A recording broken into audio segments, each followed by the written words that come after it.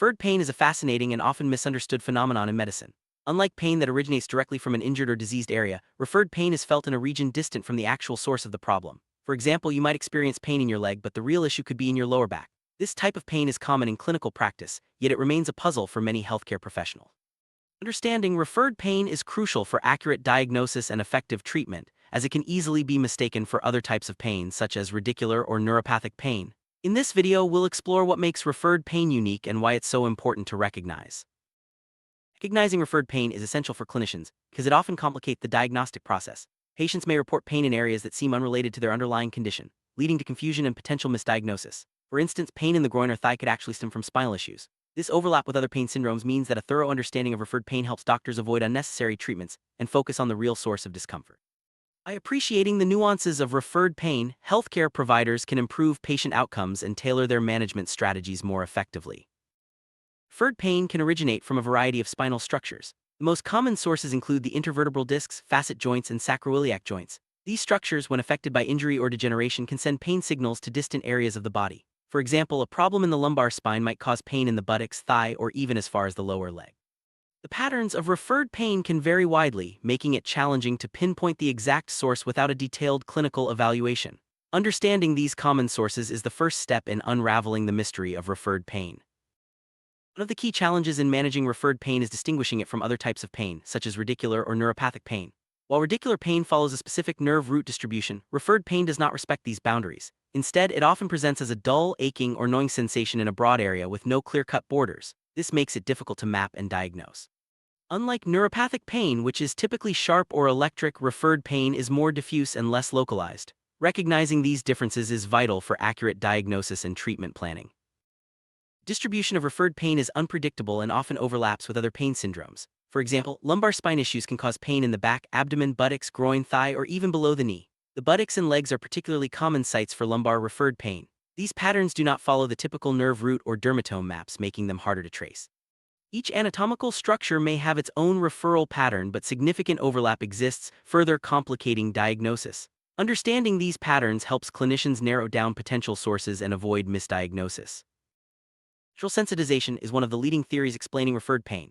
In this model, pain signals from a primary site excite neurons in the spinal cord, which then become more sensitive and responsive to input from other areas. This heightened sensitivity can cause pain to be perceived in regions far from the original injury. The convergence of sensory inputs on second-order neurons creates a kind of crossed wiring, leading to the experience of pain in unrelated areas. This mechanism is supported by both clinical observations and animal studies, highlighting the complexity of pain processing in the nervous system. Another important theory involves peripheral reflexes. Here, afferent nerve fibers from deep tissues can trigger reflex arcs that activate muscles or other tissues at a distance. This is sometimes called the viscerosensory reflex, especially when visceral organs are involved. For example, stimulation of the lumbar intervertebral disc can cause pain to be felt in the groin due to shared nerve pathway. Double labeling studies in animals have shown that single axons can branch to both the disc and distant skin regions, supporting this mechanism. These findings illustrate how complex and interconnected our nervous system truly is. Referred pain often overlaps with other pain syndromes, such as radicular and neuropathic pain. This overlap can make it difficult to distinguish between different types of pain based solely on symptoms. For example, both referred and radicular pain can present in the lower limb, but their underlying mechanisms and treatment approaches differ. Clinicians must carefully evaluate the quality, distribution, and associated symptoms of pain to make an accurate diagnosis.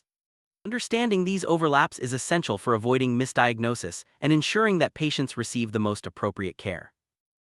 Referred pain is typically described as dull, aching, gnawing, or pressing. It often becomes fixed in a particular region depending on the referral pattern and may be associated with secondary hyperalgesia or trophic changes in the affected area. Unlike radicular pain, which is sharp and follows a narrow band, referred pain covers a wider area with less defined borders. Patients may find it difficult to pinpoint the exact origin of their discomfort, which can be frustrating and confusing.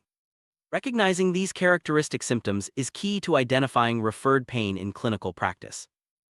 Diagnosing referred pain is notoriously challenging due to its variable presentation and overlap with other pain types. Traditional imaging techniques like CT or MRI often fail to identify the exact source of referred pain. Instead, clinicians may use provocative tests, such as injecting hypertonic saline to reproduce the pain pattern or local blocks to relieve symptoms. These methods help confirm the diagnosis, but there is still a high rate of false positive.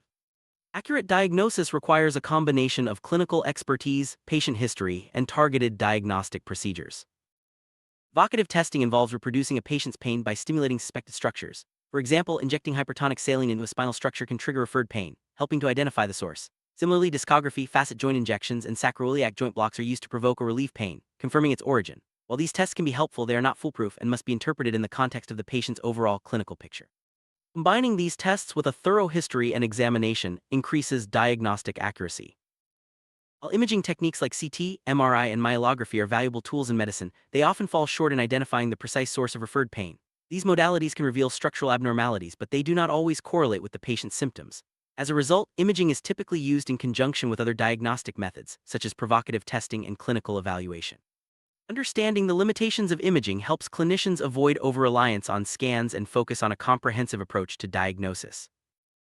First line of treatment for referred pain is usually conservative. This includes pharmacotherapy, physical therapy, regular exercise, and sometimes psychotherapy. These approaches aim to manage symptoms, improve function, and enhance quality of life. Non-invasive treatments are preferred whenever possible as they carry fewer risks and side effects.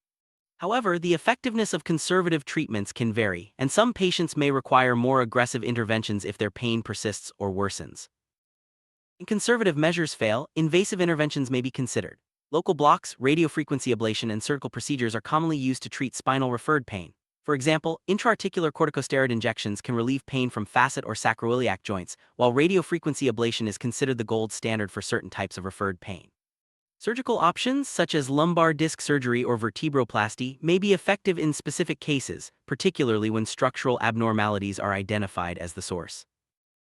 Radiofrequency ablation has emerged as a highly effective treatment for certain types of referred pain, especially those originating from the facet or sacroiliac joints. This procedure uses heat generated by radio waves to disrupt nerve function, thereby reducing pain signals from the affected area. First described in the 1970s, radiofrequency ablation is now considered the gold standard for managing facetogenic and sacroiliac referred pain. It offers significant pain relief for many patients and can be repeated if necessary. In some cases, surgery may be the best option for managing referred pain, particularly when it is caused by identifiable structural problems. Procedures like lumbar disc surgery, vertebroplasty, or kyphoplasty can provide significant relief, especially for patients with disc degeneration or vertebral fractures. Surgical intervention is usually reserved for those who do not respond to conservative or minimally invasive treatment. The decision to proceed with surgery should be made carefully, weighing the potential benefits against the risks. Despite advances in diagnosis and treatment, managing referred pain remains a clinical challenge. The heterogeneity of referred pain, overlapping symptoms, and variable response to therapy make it difficult to achieve consistent outcomes. There's a need for more research, including randomized controlled trials, to clarify the effectiveness of different interventions. Additionally, clinical guidelines and expert consensus are lacking, making it essential for clinicians to rely on their experience and the latest evidence when treating referred pain. Differentiating referred pain from radicular pain is critical for effective management.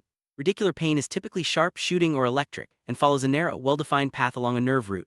It is often accompanied by neurological deficits such as numbness, muscle weakness, or decreased reflexes. In contrast, referred pain is dull, aching, and covers a broader area with less defined borders.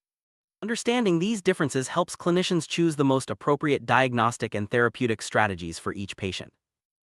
Given the complexity of referred pain, a multidisciplinary approach is often the most effective.